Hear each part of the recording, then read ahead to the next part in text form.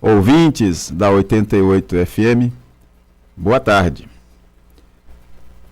Voltamos aqui hoje, né, com esse assunto que é muito badalado, aí, porque envolve muito dinheiro, que são os precatórios do Fundef. Essa semana eu li no site Dever de Classe uma matéria com o seguinte título: precatórios do Fundef já podem ser pagos aos professores. Esse é o título de matéria desse site, mas há mais de um ano a gente lê ou ouve títulos como esse no noticiário. Mas o pagamento, que seria bom mesmo, nunca sai, apesar das constantes mudanças legislativas que têm sido feitas. E o motivo é simples, é que a Constituição é rigorosa quanto à finalidade dos recursos desse fundo. E, pois falta uma ligação direta desse pagamento, que os servidores querem, com o desenvolvimento da educação, que é a finalidade básica do Fundef e do Fundeb. Esses ditos precatórios, é sempre bom lembrar, são diferenças que a União deixou de pagar lá no início, salvo engano, 98 ou 90, não me lembro. E agora a Justiça obrigou o repasse dessas diferenças a que os estados e os municípios têm direito, mas para serem aplicados na finalidade original do fundo. E o interesse pelo assunto deve-se à expectativa, né, de recebimento desse dinheiro extra, de uma certa maneira fácil, né, sem qualquer contrapartida de trabalho, o que é sempre explorado politicamente. Nunca houve esse pagamento direto aos servidores, desde a existência dos fundos. Mas as entidades de classe e os políticos alimentam essa expectativa, tiram proveito disso, principalmente em ano eleitoral. Para se ter uma ideia, são cerca de 16 bilhões de reais envolvidos. Sessão da Câmara. Na sessão do dia 29, a última sexta-feira da Câmara de Livramento, vereadores que moram no distrito de Iguatemi festejaram a instalação dos relógios medidores da água da Embasa para a cobrança da conta, né, pela água que será levada pela famosa adutora, cuja inauguração foi prometida para o próximo mês. Mas os vereadores nada falaram sobre o tratamento da água, coisa que a gente tem frisado aqui por uma questão lógica, né? Essa água vai sair do sistema antigo, que fica lá no Passa Quatro, na sede municipal, e que não vem dando conta nem de abastecer a cidade. Imagine agora que vai receber mais 14 mil usuários lá na região de Iguatemi. Porque não é só dentro de Iguatemi, durante o percurso, todas aquelas comunidades serão beneficiadas. Mas vamos ver se vai existir essa água devidamente tratada.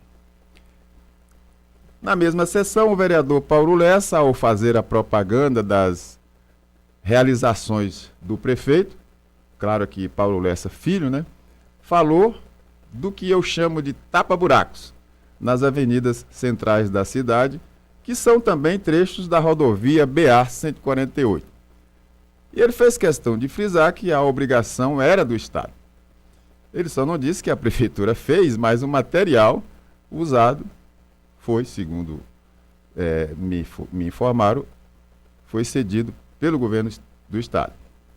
E eu penso que, independente de coincidir esses trechos com a rodovia, a obrigação direta de cuidar das avenidas é da prefeitura, em respeito ao bem-estar da população. E a notícia boa da sessão foi o envio pela Câmara ao Poder Executivo Municipal de uma indicação do vereador Josemar Miranda para a construção de um rodoanel, também chamado anel rodoviário, que vai permitir tirar esse tráfego danoso da rodovia BA-148 do centro da cidade. Ouvidoria. Segundo informou a assessoria de comunicação da Prefeitura, a ouvidoria geral da Prefeitura de Livramento, que parecia morta e estava de fato morta, agora parece que vai ser exumada para ouvir da população, segundo a nota oficial, sugestões, elogios, críticas, denúncias, solicitações, enfim, sobre qualquer assunto. Como, por exemplo, iluminação pública, estradas, educação, saúde, água, esgoto, etc. Basta a pessoa ligar para o telefone 3444-2054 ou enviar mensagens através do endereço eletrônico da Prefeitura, livramento de Nossa Senhora.ba.gov.br. Eu vou torcer que funcione, mas acho muito difícil, né? Eu já exerci essa função de ouvidor quando eu trabalhava no Bradesco e precisa muita vontade, precisa muita estrutura para fazer um bom serviço. Mas vamos torcer para que de fato funcione, né? E eu vou trazer a minha reclamação daqui mesmo, né? Espero que o ouvidor esteja ouvindo. É sobre as demolições de casas no centro da cidade. As mais recentes e famosas foram o Casarão dos Alcântaras e a antiga pensão de Dona Naí, depois Hotel Livramento, que foi feita, salvo engano, semana passada. A prefeitura não fiscaliza essas demolições para exigir dos responsáveis que coloquem os tapumes de segurança e façam a limpeza das ruas. Eles esparramam o barro, a lama e fica lá se espalhando por outras vias da cidade. Fica tudo aberto, em total absurdo, trazendo insegurança e feiura urbana. O gestor precisa fazer cumprir o código de postura que está na lei 868, que coincidentemente fará 28 anos amanhã. E, por último, para a nossa reflexão de hoje, eu trago a adaptação do texto A Melhor Época da Minha Vida, do autor Joy Kemp, tirado do livro Histórias para Aquecer o Coração. Em resumo, o texto diz: eu ia fazer 30 anos. Assustado com a rapidez do tempo, eu temia que os melhores anos já tivessem ficado para trás. A minha rotina, antes de ir para o trabalho, incluía sessão de ginástica na academia, onde eu sempre encontrava com meu amigo Nicolas, de 79 anos de idade e em plena forma.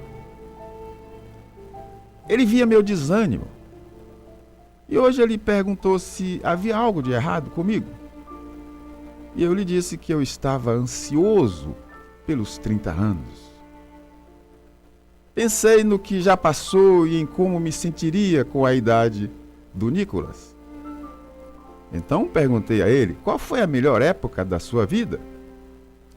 Sem hesitar, ele respondeu: foi quando eu era criança na Áustria e meus pais cuidavam de mim, sem eu me preocupar com nada.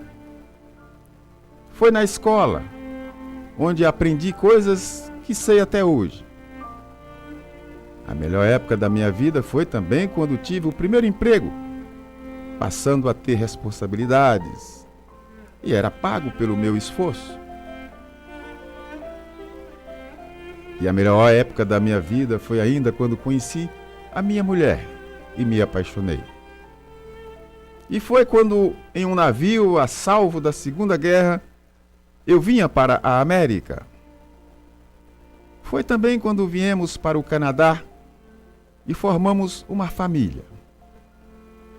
A melhor época da minha vida foi ainda quando me tornei um jovem pai e pude ver meus filhos crescerem. Mas a melhor época da minha vida é agora, também aos 79 anos e com saúde. Sinto-me bem e continuo apaixonado por minha mulher, igual quando a conheci. Sim, agora é a melhor época da minha vida. Pensem nessas dicas para encarar a vida. é o que trouxemos para hoje. Tenham todos uma boa tarde.